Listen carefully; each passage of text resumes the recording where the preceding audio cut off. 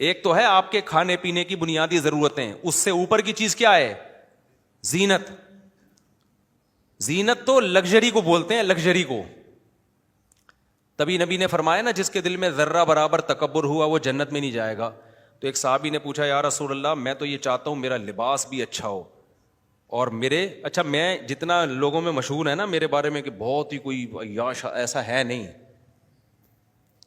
ایسا ویسے ہے نہیں میرے بارے میں، پتہ نہیں کیا کیا مشہور اتنے کروڑوں کی. ہمارا اسٹائل ایسا ہے الحمدللہ. تو اسٹائل ہمارا ایسا ہے کہ اب زیادہ میں اس گہرائی میں نہیں جاؤں گا، ایسا نہ ہو زکاتیں دینا شروع کر دیں ترس کھا کے. اللہ کا دیا الحمدللہ بہت کچھ ہے، لیکن جتنا میرے بارے میں پروپیگنڈا کیا ہوا ہے نا لوگوں نے کہ پتہ نہیں کتنی عیاشی کر رہا ہے. میں میرے گھر جا کے دیکھ رہا ہوں نا، میرا جو میرا خیال ہے 100 گز کا گھر ہے جو میری پہلی گھر والی کے پاس ہے، 100 گز کا وہ بھی اپنا نہیں ہے.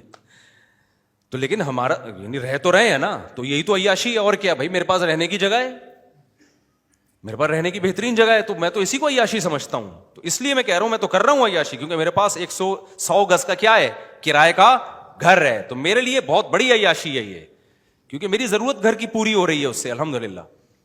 تو میرے لیے عیاشی، میں کیا کھاتا ہوں، میں کچھ پیتا تھوڑی ہوں، میں اس کو عیاشی سمجھتا ہوں. اس میں پراٹھے پھوڑتا ہوں انڈوں کے ساتھ، اتنا مزہ آتا ہے، بھوک لگ رہی ہو انڈا پراٹھا پھوڑ دو، ایسا مزہ آنا ہے پیسے واپس، پراٹھا ٹائٹ بنا ہوا ہو. تو میں تو اس کو عیاشی سے تعبیر کر رہا ہوں، کیونکہ ہندو پنڈت یہ بھی نہیں کرتے. تو ہم مسلمان مذہبی اسکالر انڈے بھی کھا رہے ہیں، پراٹھے بھی کھا رہے ہیں، نہاری بھی جب بہت زیادہ دل کرتا ہے تو ادھر جاوید نہاری جا کے پھوڑ پھاڑ کے آ جاتا ہوں.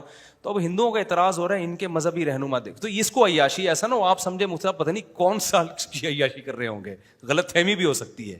اٹ از کالڈ کیا ہے، میری نظر میں بہت بڑی عیاشی ہے کہ مجھے 3 وقت پیٹ بھر کے ملتا ہے. میں کھاتا ویسے پیٹ بھر کے 2 ٹائم ہی ہوں، لیکن ملتا الحمدللہ 3 ٹائم. آج عصر کے بعد بھوک لگ رہی تھی، جلیبی کھانے کا دل کیا، اللہ نے مجھے اتنا پیسہ دیا کہ میں جلیبی منگوا کے کھا سکتا ہوں. اٹ از کالڈ عیاشی میری نظر میں، کہ یار کھانے کے علاوہ بھی غریبیاں. اور اس سے بڑی عیاشی ہے کہ جلیبی ہر آدمی کھاتا بھی نہیں، کھا بھی نہیں سکتا، شوگر اوپر پہنچ جاتی ہے وہاں. ہم کھا رہے ہیں تو پھر بھی شوگر کی رپورٹیں کیا ہیں.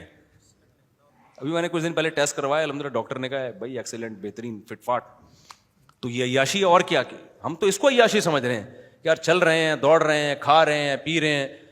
تو وہ عیاشی نہ سمجھے جو گورے کر رہے ہیں، نائٹ کلبوں والی اور پینے پلانے والی، وہ اللہ اس حرام کاری سے ہم سب کو بچا کے. اور یہ عیاشی آپ بھی کر رہے ہیں، سبھی کر رہے ہیں. تو اس بلکہ ہو سکتا ہے اور زیادہ 2-6 پراٹھے کھا رہے ہوں آپ لوگ صبح بیٹھ کے. ابھی ایک صاحب آئے، وہ ماشاءاللہ پورے گول تھے نا، یہ بات اس لیے نہیں ہوگی، اس کو کیا پتا کس کی بات کر رہا ہوں. میں نے کہا صبح ناشتے میں کتنا کھایا، انہوں نے کہا 1 پراٹھا کھایا. میں نے کہا میں نے بھی 1 کھایا، لیکن یہ ڈفرینس کیوں ہے اتنا. بے تکلف تھے بہت ماشاءاللہ، اللہ نے ان کو نوازا تھا نا. میں نے کہا دیکھیں آپ نے بھی 1 کھایا، میں نے بھی 1 کھایا، تو یہ ڈفرینس، یہ کیا یہ زیادتی نہیں ہے، یہ ناانصافی نہیں ہے. تو کہتے ہیں بس وہ ہوتا ہے مفتی صاحب، اب اللہ نے جسم ایسا، ہم تھوڑا سا کھاتے ہیں تو فیٹ پیدا ہو جاتا ہے، آپ کھا رہے ہو تو نہیں ہو رہا. تو میں اس کو عیاشی سمجھ رہا ہوں کہ یار ہم پھوڑ پھاڑ رہے ہیں لیکن وزن نہیں بڑھ رہا. تو یہ صحت ہی تو عیاشی اور کیا بھائی. نظر ٹھیک ہے، سماعت ٹھیک ہے، چل رہے ہیں، دوڑ رہے ہیں، کھا رہے ہیں، پی رہے ہیں، ساری بنیادی ضرورتیں کیا ہو رہی ہیں، پوری ہو رہی ہیں. تو یہ تقریباً سب کی ساتھ ہی ہو رہا ہے. باقی چھوٹے موٹے مسائل تو ہر جگہ ہوتے ہیں بھائی. وہ تو ابھی میری داڑھ میں پتہ نہیں کیوں درد ہو رہا ہے، کل سے داڑھ میں درد ہو رہا ہے میرے، حالانکہ میری داڑھ کوئی خراب نہیں ہے، تو اس کی ایک پین ہو رہا ہے، وہ دکھانا پڑے گا. یا عیاشی میں کیا کر رہا ہے، رکاوٹ ڈال رہا ہے. وہ بھی ایک ڈاکٹر نے خراب کیا. ڈینٹسٹ جب تک کوئی بہت ماہر ڈینٹسٹ نہ ہو نا، علاج نہیں کرایا کرو اس سے. میری عقل داڑھ جو تھی نا وہ تھوڑی سی ٹیڑھی نکلی، تو میں نے ایک ڈینٹسٹ کو دکھایا، اس نے پلاس سے نکال دی. وہ ڈاکٹروں کے پاس تو یہی حل ہوتا ہے کہ نکال دو. یہ غربت کا بہترین علاج کیا ہے، غریبوں کو مار دو. تو دانت میں درد ہو رہا ہے، وہ اتنی عقل داڑھ کبھی نہیں نکلواؤ، بہت مضبوط ہوتی ہے اور وہ آخر تک چلتی ہے.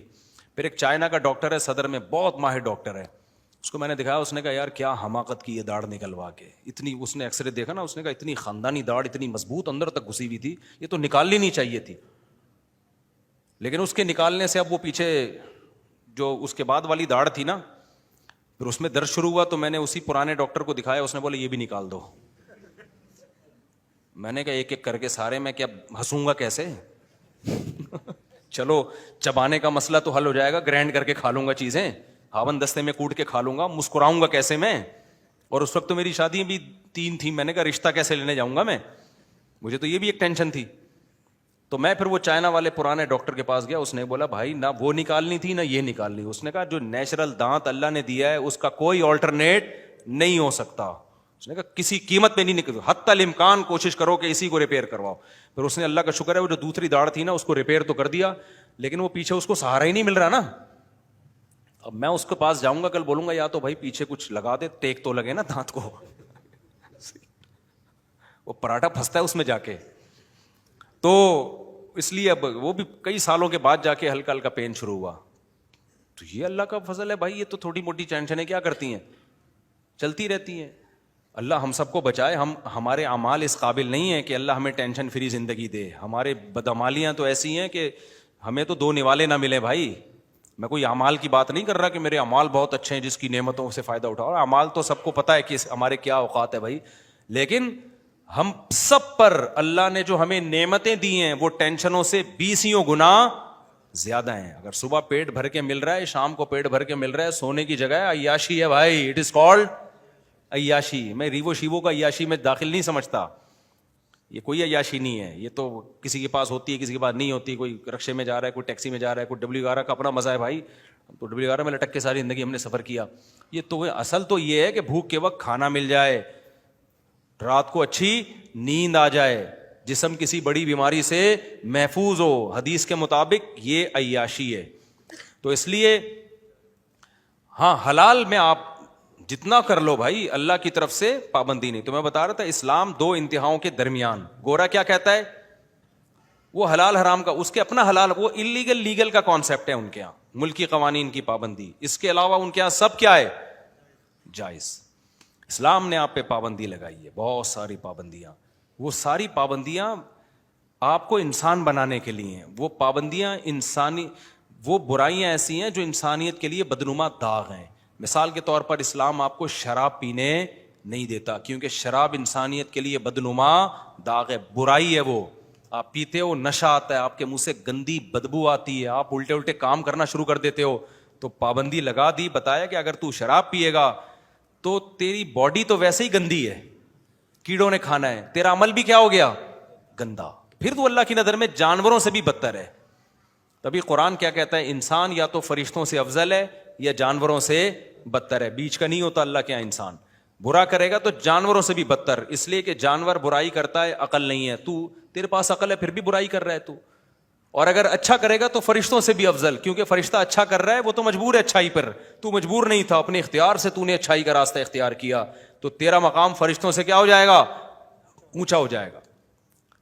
تو جتنی بھی گندگی ہے نا, اسلام نے ان کو چھوڑنے کا حکم دیا. چرس ہے, ہیروئن ہے, نشہ ہے, اسی طرح غصے کا بے موقع استعمال, باپ کے سامنے غصہ, ماں کے سامنے غصہ, کمزوروں پہ غصہ. غصہ کر بھائی, تو اپنے جیسوں سے لڑ جا کے.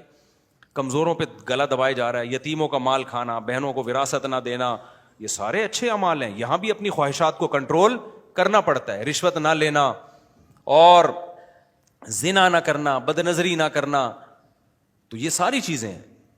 لیکن جب ایک چیز جائز ہے تو پھر اللہ نے کیا کہا, من حرم زینت اللہ, کون ہے جو اللہ کی زینت کو حرام کرتا ہے.